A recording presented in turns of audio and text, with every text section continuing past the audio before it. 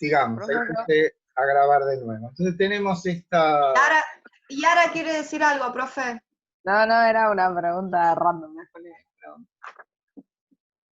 No, Leila escribió que hoy no iba a estar porque tiene un parcial. Sí. No, Lila, no Leila.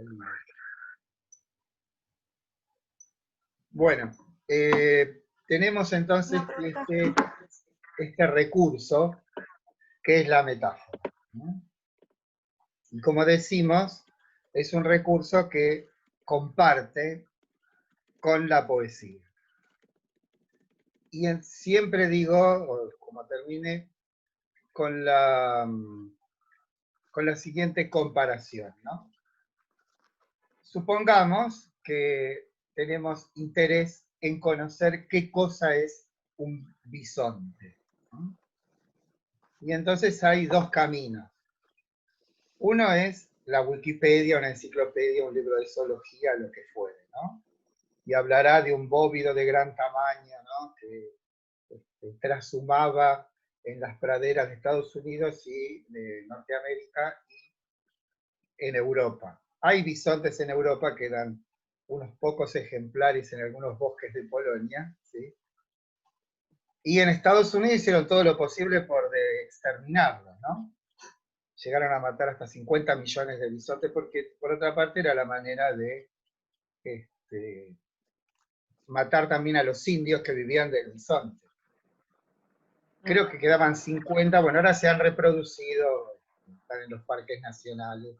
Bueno, ahí tienen ustedes una manera de acercarse a ese ser vivo llamado bisonte. Y yo, para mostrar otro camino, para hacerse, digamos, de ese animal, es un soneto de Borges, que está en La Rosa Profunda, creo, que dice: montañoso, abrumado, indescifrable, rojo como la brasa que se apaga, anda fornido y lento por su vaga soledad de su páramo incansable. El armado testuz levanta, veo en este antiguo toro de durmiente ira a los hombres rojos del oeste y a los perdidos hombres de Altamira. Lo observo y veo que ignora el tiempo humano, cuyo espejo espectral es la memoria. El tiempo no lo toca ni la historia de su decurso tan variable y vano. Intemporal, innumerable, cero, es el postrer bisonte y el primero. Bueno, ustedes tienen dos caminos, pero ¿cuál es la diferencia? La diferencia fundamental es que el conocimiento científico, llamémosle a de la ciencia, intenta de algún modo contener a ese ente en una serie de notas conceptuales que, acá está Zenaida, en una serie de notas conceptuales que me permiten de algún modo tomar posesión desde el punto de vista conceptual de ese animal. Y en el otro caso, el acercamiento al bisonte es a través de una suerte de tarea conjunta. A medida que vamos diciendo, leyendo, pensando las palabras del poeta, el bisonte se va como construyendo en nosotros, ¿no? O sea, Claro, el lector de poesía es un co-creador, está trabajando, si se quiere, ¿no?, en consonancia con el que escribió la poesía, sin necesidad de que lo que, entre comillas, concluye sea lo mismo. O sea, no es que concluimos en una suerte de final anunciado, que será la comprensión exhaustiva de ese ente llamado bisonte, sino que el bisonte vive y juega en nosotros. Por eso las metáforas: montañoso, abrumado, indescifrable. De ninguna manera eso es una descripción científica. No está describiendo notas esenciales, sino que está haciendo que nuestro espíritu juegue de alguna manera todo eso, ¿no? O cuando dices el postrer bisonte y el primero. Eso Borges se lo saca a Schopenhauer, que dice que los animales no perciben el tiempo. Que no hay un antes y un después para ellos, ¿no? Por eso dice intemporal innumerable, cero. Bueno, ese recurso, entonces, de la metáfora, nos compromete de una manera totalmente diferente al modo en que nos comportamos con el conocimiento científico. Científicos no. En el caso de la poesía, eso nos aporta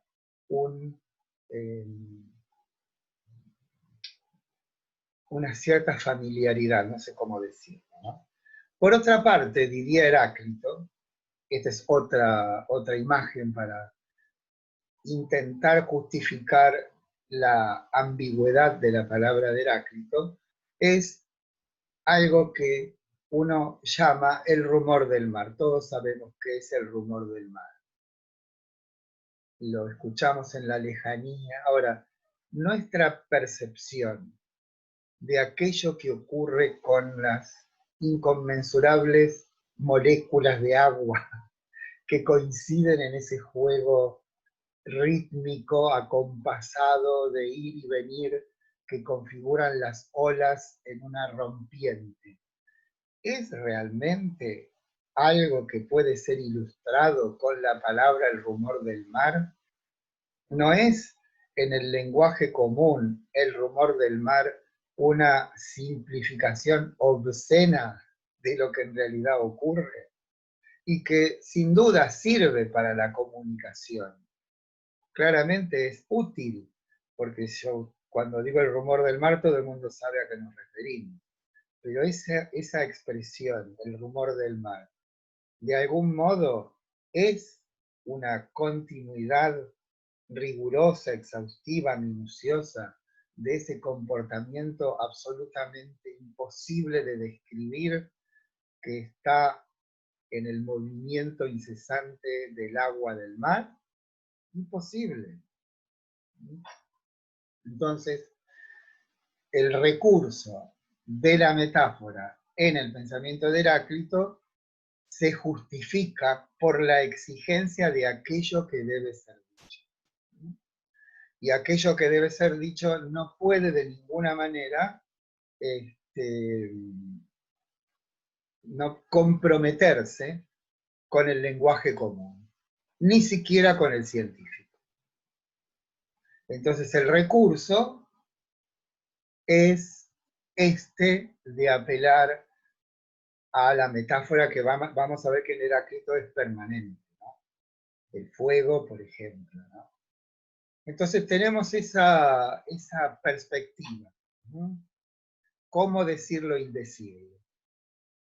Pero el intento heraclíteo no es que nosotros comprendamos aquello que dice, sino que es una suerte de invitación a que nosotros podamos experimentar aquello que de alguna manera sostiene a aquello dicho, tal como lo hace la poesía. La poesía en la palabra tiene una fuerza congregante. No me gusta la palabra, pero de algún modo cada palabra es acompañada de un mundo. Pensemos simplemente que cuando nosotros decimos una palabra, lo que estamos diciendo es una suerte de evocación absolutamente insondable, ¿no? Cuando decimos, digo insondable porque esa palabra, dicha por nosotros, se ha gestado en nosotros a lo largo de una suerte de imposible de describir cómo se fue gestando, cuánta resonancia tiene una sola palabra, o algunas palabras en nosotros por ahí que tienen que ver con nuestro mundo, con nuestra historia, ¿no? O sea, por ejemplo, yo nací en el barrio de Flores, en la calle Portela, entre Francisco Bilbao y Gregorio de la Ferrere, justo frente a la institución cultural y deportiva Pedro Echagüe, ¿no? Entonces la palabra portela a mí me congrega todo un mundo absolutamente imposible de describir, ¿no? Entonces, ese es el juego, el poder a través de la palabra convocar esos sentidos y darnos cuenta que no hay ninguna palabra que pueda nombrar aquello que queremos decir. Ahora, si estamos conversando, todos sabemos a qué nos referimos en general. Pero se dan cuenta que detrás de esa punta de iceberg, perdón por la repetido de la metáfora, que es el sonido de una palabra, hay una suerte de trama inconmensurable detrás, que no es solamente los sentidos específicos que arrima esa palabra, sino toda una trama de palabras. Bien, ese es entonces el enorme desafío con que se enfrenta Heráclito. Y veamos cuál es la, perdón por la palabra también, estrategia de Heráclito para poder decir lo que es. Y ese libro que él escribió, que se perdió en la noche de los tiempos, todas las citas de Heráclito provienen de un montón de fuentes, de gente que lo ha citado: Platón, Aristóteles, Clemente de Alejandría, Diógenes Laercio. Hay decenas, o sea, si en el libro...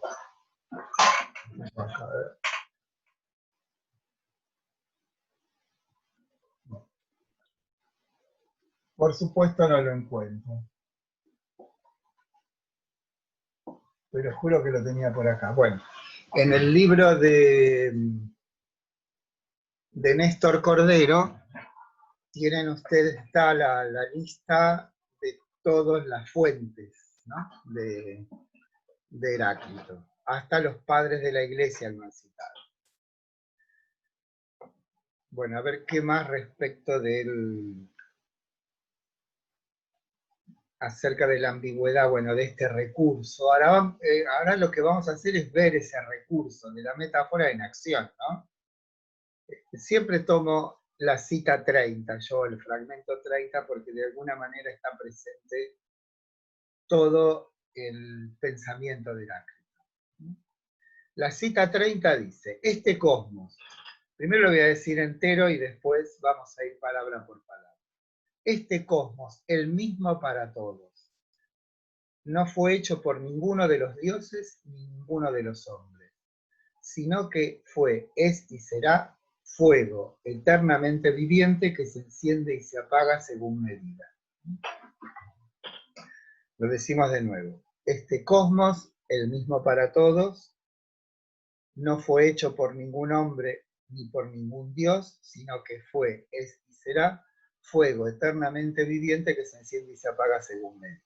Bueno, cuando dice cosmos, ahí tenemos una de las palabras centrales. Acá hay una decena de palabras que usa Heráclito y que todas pueden ser utilizadas como vehículos hacia un centro que tampoco se puede decir de un modo explícito. O sea, pues después van a ver cómo cada una remite a la otra y son equivalentes. Hablo de la palabra physis, hablo de la palabra logos, hablo de la palabra cosmos, hablo de la palabra fuego, hablo de la palabra polemos o la guerra, ¿no?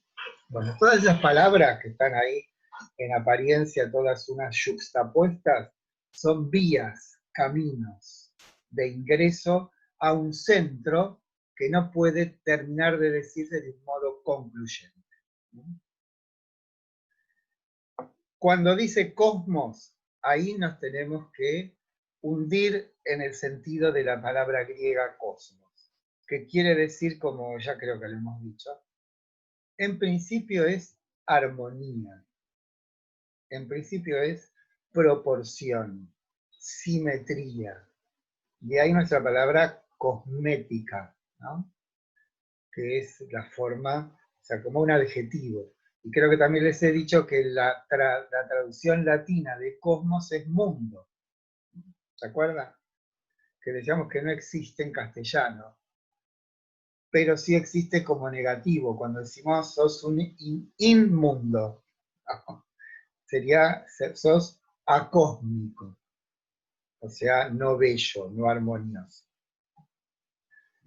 Y puro también, ¿vieron? Creo que yo les conté también esa famosa escena, es una escena, que está en las Confesiones de San Agustín, que cuando habla del amor o de los amantes dice omnia munda mundis, con esa maravillosa, ¿cómo se llama?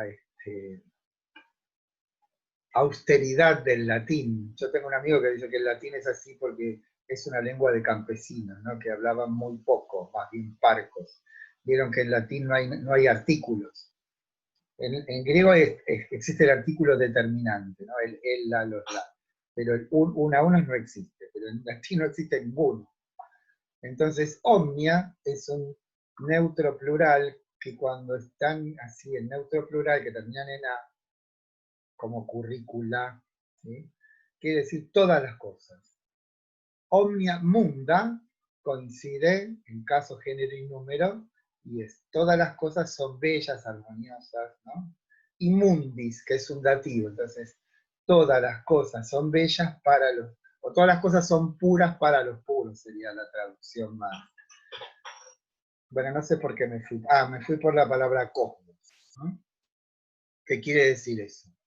Este cosmos, el mismo para todos. Bien, los dioses y los hombres participamos del mismo mundo. Los dioses no están más allá. Y la mejor manera de ilustrar eso de que los dioses no están más allá es una historia que cuenta Aristóteles de que había unos curiosos que querían ver cómo vivía un pensador y estaban mirando por la ventana en la casa de Heráclito, ¿no? A ver cómo es esto. Y entonces Heráclito, que parece que no era una persona muy amable, más bien malhumorado, les dice, entren, entren, que aquí también están los dioses, ¿no? Y Heráclito, perdón, acto fallidísimo. Y Heidegger dice, no es necesario, en cierto sentido, ir al santuario. En la mirada compenetrada, en la mirada atenta, en lo que es inmediatamente visible, están también los dioses. Con esto quiere decir que está el fuego es lo que nos calienta, el fuego es también lo que nos sirve para cocer el pan, ¿no? O sea, lo que nosotros con el Magic Click encendemos la cocina, es de algún modo esa mirada compenetrada que nos pide Heidegger para que aquello inhabitual veamos cómo está presente en lo habitual.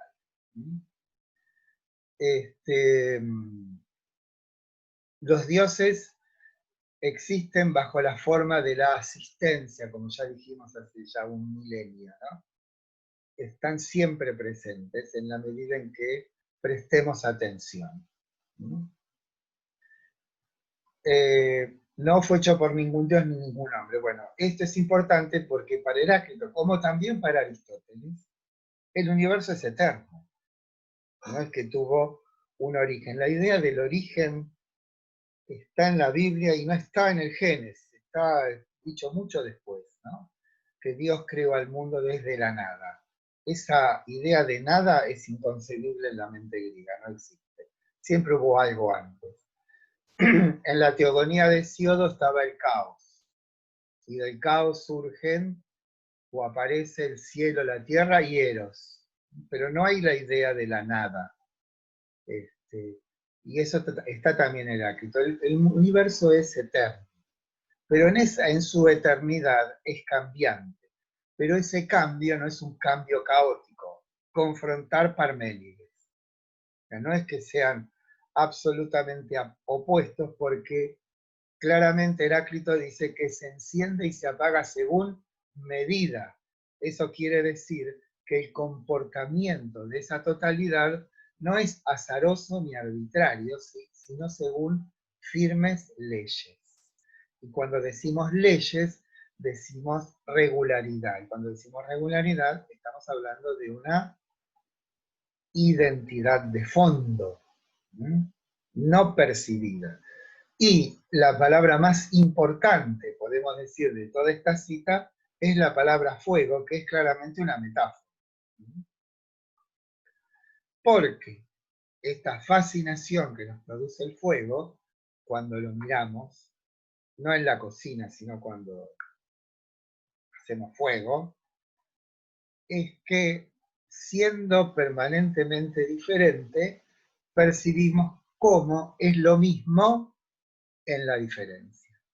Y esa es otra de las nociones fundamentales de este pensamiento de Heráclito, que pretende dar cuenta de la totalidad. Esta totalidad es una, y sin embargo se manifiesta de muchas maneras. Aquí tienen también ustedes una resonancia de aquello que habíamos dicho de Tales de Mileto y de Anaximandro, y bueno, de Anaxímenes también, que una cosa es lo que se ve y otra cosa es cuál es la fuente de aquello que se ve. En el caso de Tales decíamos que ese origen, ese arjé, está en el agua y que en Anaximandro ya no es algo visible. En el caso de Heráclito, no está diciendo que el fuego, esa es mi interpretación, hay otra, ¿no? No es el fuego el equivalente al agua o al aire en Anaximandro, no está diciendo que el fuego es un arjé, un principio o fundamento. Lo que está diciendo es una metáfora. La totalidad, si bien se manifiesta de muchas maneras, es sin embargo uno. Y esto se puede ilustrar con otra cita de Heráclito, que me parece que es de las más tremendas y contundentes, que dice: sabio es considerar que todas las cosas se gobiernan a través de todas. Esto es, no hay un centro rector que rige el comportamiento de todas las cosas, sino que, y aquí ven, nos ensamblamos cuando hacemos esta cita con la palabra armonía, que quiere decir ajuste. No tiene tanto que ver, o sea, pensamos en armonía y pensamos en la música, ¿no? Pero también en la música hay un ajuste. Pero digamos, la palabra básica más, digamos, raigal para entender esto de armonía es que hay un ajuste. Pero ese ajuste no está prescrito por una legalidad distinguible en un ente separado.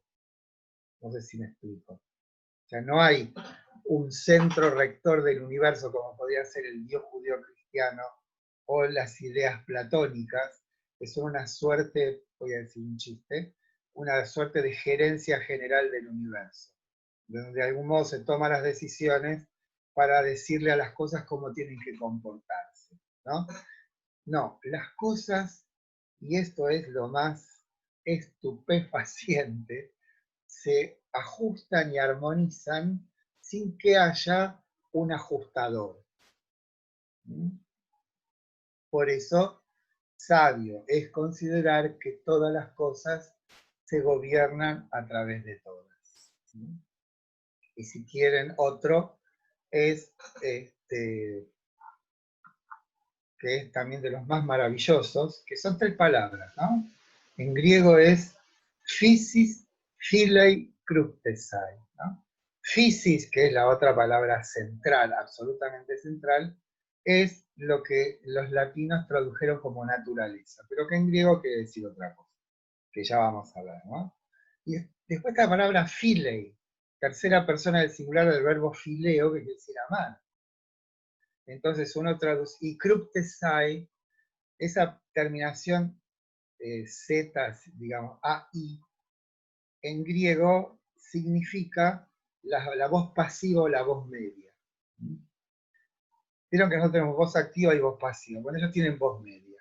La voz media es similar en la digamos, sintácticamente en lo que se ve, a la voz pasiva. Pero se usa cuando, por ejemplo, alguien acomete una acción y esa acción tiene que ver con él mismo. Ahí se usa la voz media. Sería, entonces, el almirante dio la orden de partida de su flota. Y ahí, donde nosotros utilizaríamos el modo indicativo, un griego utiliza la voz media porque se está refiriendo a su flota. Bueno, pero ese cryptesai, ¿sí?, es la palabra críptico, ¿no?, que quiere decir oculto. Tendría la palabra cripta, o la palabra moderna de encriptar, ¿no? ¿Sí? Como se encriptaban los mensajes en el código Enigma, la famosa máquina Enigma de los nazis durante la Segunda Guerra Mundial, ¿no? Lo que, entonces uno traduciría fácilmente, porque es de las cosas más, Heráclito no es difícil en griego, no hay subordinadas, todo es así, de algún modo cortante, es la naturaleza ama ocultarse, lo cual no tiene ningún sentido, digamos, ¿no? Como si dijera, la naturaleza es una persona tímida que trata de ocultarse. Entonces ahí vienen las interpretaciones. ¿Qué significa la palabra, qué significa amar en ese sentido, ¿no? Y ahí es donde se vuelve tan rico esto de la etimologización del pensamiento, ¿no? De buscar, y entonces podríamos decir que el amor de algún modo es el intento de que algo se nos vuelva familiar, ¿no?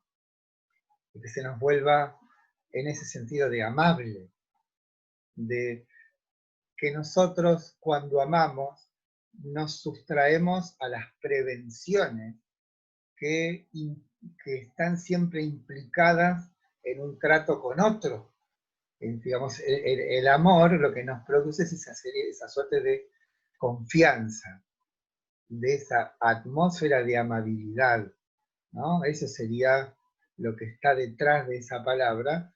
Entonces, Heidegger, en este texto sobre Heráclito, que son 2 seminarios, dice, da su favor al ocultarse, ¿no? Me parece maravillosa la traducción. Otro podemos decirle es familiar, ¿sí?, el ocultarse. Pero da su favor, ya hay como una suerte de inclinación hacia algo. Esto del ocultarse no es, ya nos estamos quedando otra vez. Yo voy a tener que cortar ahora porque tengo que dar en realidad no es una clase, pero tengo que mandar un trabajo práctico que me pone muy nervioso. O sea que vamos a terminar y seguimos el viernes con esto. Me disculpan, pero no. En realidad lo tengo que terminar de revisar, porque no hay manera de que yo haga un trabajo práctico con los formularios de Microsoft que no me equivoque. O me olvido de poner la puntuación, o me olvido de poner el apellido y el nombre. Soy verdaderamente un desastre, y eso no es que no es un problema de senectud, es un problema de que odio ese procedimiento.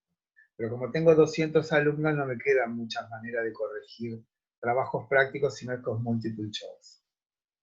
Entonces que lo corrija el multiple choice. Me tomo el trabajo de hacer las preguntas, ¿no? Bueno. ¿Dónde estábamos? ¿Ven? Se dan cuenta, ¿no?, que este tipo de cosas que me corrompen la mente, ¿no? Que había, lo último que dijo fue lo de la atmósfera de la amabilidad que bueno, genera. eso de da su favor al ocultarse. Hay una cita, y ahora nos metemos de algún modo al mundo de la fisis. La palabra fisis es la letra fi, la letra ypsilon, y la sigma, la i, la iota y sigma de nuevo, ¿no? Pero el origen de esa palabra es fuein. El verbo fuein quiere decir crecer. Crecer no habla de un crecimiento desmedido, ¿eh? No es simplemente un acrecentamiento cuantitativo de algo, sino que es esto de que, a ver si lo puedo decir bien, ahora con los jacarandáes, ¿no? Fisis se manifiesta en los jacarandáes, pero también se manifiesta cuando las flores caen y las hojas caen, como que en el manifestarse se retrae y se preserva, se vuelve sobre sí misma. Y ese volverse sobre sí misma y ese exponerse a sí misma forman parte de un único movimiento que es en el mostrar el ocultarse. No sé si me explico. En su exhibirse se retrae en el ocultamiento. Eso es lo que quiere decir le es o da su favor al ocultarse. Que en su exhibirse se retrae conteniéndose, ¿sí? Y preservándose. Hay un ejemplo que está en unas clases del profesor Walton que dice la verde llanura, ¿no? La verde pradera. La verde pradera sin duda es un ente, está ahí delante de los ojos, la estamos viendo, la podemos estudiar, la podemos mensurar, hasta la podemos admirar. Pero si prestamos atención no solamente a ese aspecto visible, podemos perfectamente y adecuadamente decir que por debajo, entre comillas, o bajo el modo del ocultamiento de la verde llanura, está toda la fisis, está toda la naturaleza, que se pone ahí, pero en su ponerse se oculta. Hay un poema de Hölderlin que se llama Como en un día de fiesta, dice, fíjense, acá hay una maravillosa continuidad entre lo pensado por Heráclito y lo dicho por el poeta, ¿no? Dice, la naturaleza, bueno, cuando digo naturaleza piensen fisis, ¿no? Piensen en esto que cuando ahora vamos y vemos cómo empiezan a surgir las plantas, que es algo casi pavoroso, insoportable, ¿no? De cómo todo crece de golpe, es tremendo, como que hay un reloj, ¿no? Y uno camina por acá, yo vivo en Temperley, ¿no? Y no hay casa que no tenga, están los jazmines y están ¿cómo se llama? Las azaleas, es una explosión, ¿no? Bueno, ahora me olvidé de nuevo lo que iba a decir. Cuando decimos fisis, decimos pues, claro, naturaleza. no, pero una cosa más inteligente. No por lo que vos decís, no por mí. No, yo lo último que anoté fue eso. Bueno, vamos a ver si lo podemos retomar. Hay una... lo que dice el poeta Helder, dice, maravillosamente omnipresente, y escuchen esta frase, en leve abrazo, la potente naturaleza de hermosura divina. Pero fíjense esa frase, que para mí es como la cumbre de la poesía, dice, en leve abrazo, o sea, ella, la fisis, abarca todo, no hay ni siquiera la más simple y elemental brizna de hierba en la que ella no esté presente completamente. No es que está retaseándose y decir, bueno, a vos te voy a dar un poco menos porque sos menos importante. Está en Saturno, en Júpiter, y está en la plantita que tenemos en el fondo de casa. Pero ¿cómo está? ¿En parte retaseándose? No, está completa ahí. Pero en su completud, o para poder captar su completud, debemos darle lugar a aquello que está oculto, ¿no?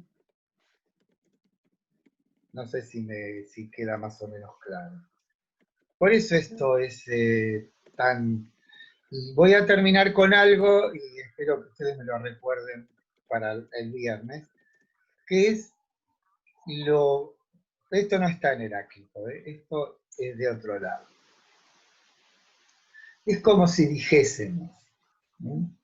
Esta totalidad, que Heráclito llama physis, se ha puesto en cada uno de nosotros de un modo peculiarísimo, particular, que podemos nombrar ambiguamente con la palabra conocimiento.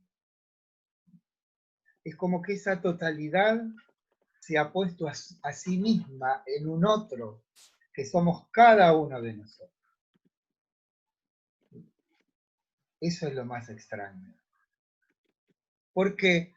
Porque la brizna de hierba no puede decir que ella está contenida en leve abrazo. No lo puede decir. Por eso estamos nosotros, que le damos lugar a ella. ¿Sí? Eso se llama poesía. Le estamos dando el horizonte de visibilidad, ¿no? Y eso no es sino, o sea, se dan cuenta que es algo rarísimo, vamos a decirlo en términos hegelianos, ¿no? Somos la autoconciencia del universo, si lo quieren así. Es una manera un poco más brutal de decir, no tan elegante. Pero se dan cuenta que en nosotros hay algo que es muy raro, que es que esta totalidad, y lo vamos a decir también ambiguo, ha decidido, no ha decidido, porque no podemos decir, aquí hay un plan de la physis que es de pronto inventar esto que llamamos ser humano. ¿Para qué? Y esto me hace acordar algo de Píndaro que dice que después de que Zeus creó todas las cosas, les preguntó a los demás dioses, ¿y qué falta? Y alguien que lo cante. Y entonces, ¿qué hizo Zeus? Estuvo 9 noches con Mnemosyne, que es la memoria, y engendró a las 9 musas, que son justamente las que sirven para cantar.